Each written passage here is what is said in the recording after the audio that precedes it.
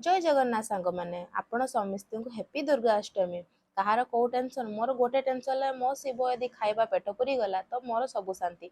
आ बाबू जे छुट्टी रहती सब एंटरटेनमेंट टिके डांस तो निश्चय रहा सासु बोहूंकर आम टे अलता पिंधि सारा पर सकाळु खाइबाटी देइथिली तापरे आम घर आज आविर्भाव होइतिले छुट्ट दुर्गा तो तांको टिके सजासजी करसाइला दुर्गाଙ୍କ आशीर्वादରୁ ଦିନଟି ଆଜି ଆମର ପୁରା ଭଲ ଯାଉ। ଯାହା ଘରେ ପୁରୁଷ ଲୋକ ଥିବେ ତାଙ୍କ ଘରେ ଯେତେ ପୂଜା ଓଷାବାର ଥାଉ ଅଉତାଳେ ଖାଇବା ଭାତ ନିଶ୍ଚୟ ହେଇଥିବ।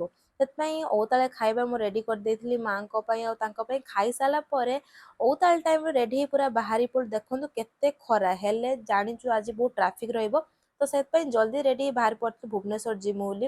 ଯୋଉ ଜାଗାରେ ଆମେ 2 ବର୍ଷ ହେଲା ରହି ଆସିଛୁ ସେଇ ଜାଗାକୁ ପୁଣି ଆଜି ବାହାରିଛୁ ବୁଲାବୁଲି ଟେ କରିବୁ ବୋଲି। ତ ପ୍ରଥମ ଜାଗା ଆମେ ପହଞ୍ଚିଲୁ ପଳାଶୁଣୀରେ। ପ୍ରଥମ ପଳାଶୁଣୀ ଠାକୁର ଦର୍ଶନ କଲା ପରେ ଦେଖନ୍ତୁ କେତେ ସୁନ୍ଦର କାରୁକାର୍ଯ୍ୟ ହେଇଛି। ଠାକୁରଙ୍କୁ ଦେଖିବା ଏତେ ଅଲୌକିକ ଲାଗୁଛି କହିଲେ ଖୁସି ନ ସରେ।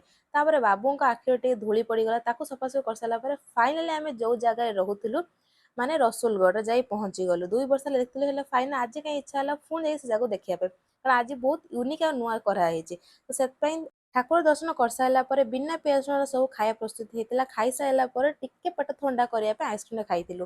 ଆଉ ଏତେ ଟ୍ରାଫିକ ରହୁ ସେଥିପାଇଁ ଗାଡି ଗୋଟେ ଜାଗାରେ ରହୁଛି କିଛି ବାଟ ଚାଲିବାକୁ ଆମକୁ ପଡୁଛି। ତ ଏତେ ଟ୍ରାଫିକ ରେ ଲେଟ୍ ହେଇଯିବ ବୋଲି ସେଥିପାଇଁ ସନ୍ଧ୍ୟା ହଉଥିବାରୁ ଆମେ କଟକ ଆସି ପହଞ୍ଚି ଗଲୁ।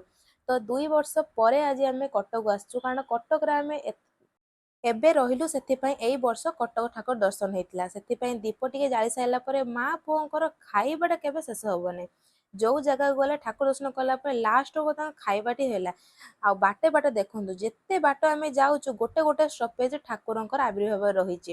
ଆମ ରୁମ ପାଖାପାଖି ଯେତିକି ଠାକୁର ଅଛନ୍ତି ଆପଣ ଭାବି ପାରିବେ ନାହିଁ। ତ ସବୁ ଠାକୁର ଦର୍ଶନ କରିଦେବା ଲାଷ୍ଟ ହେଲା ଗୋପାଳପୁର ମାନେ ଏବେ ଯୋଉଠି ଆମେ ଏବେ ରହୁଛୁ। ତ ଫାଇନାଲି ଗୋପାଳପୁର ଠାକୁର ଦର୍ଶନ କରିସାରିଥିଲୁ। ଆଉ କିଛି କିଣାକିଣି କରିସାରିଲା ପରେ ବାବୁ ଆମର ଯେତେ ବାহিରେ ଖାଆନ୍ତୁ ହେଲେ ଘର ପାଇଁ କିଛି ପାର୍ସଲ ନିଶ୍ଚୟ ନେବେ। ତ ସେଥିପାଇଁ ଘର ପାଇଁ କିଛି ପାର୍ସଲ ନେଲେ ପୁଣି ବାହାରକୁ ଆସି ପହଞ୍ଚିଲା ପରେ ଗୋପାଳପୁରରେ କିଛି ଖିଆଖୁଇ କରିଥିଲୁ। ରହିଲି ଜୟ ଜଗନ୍ନାଥ ମିଳିବା ଆମେ ନେକ୍ସଟ ଭିଡିଓରେ।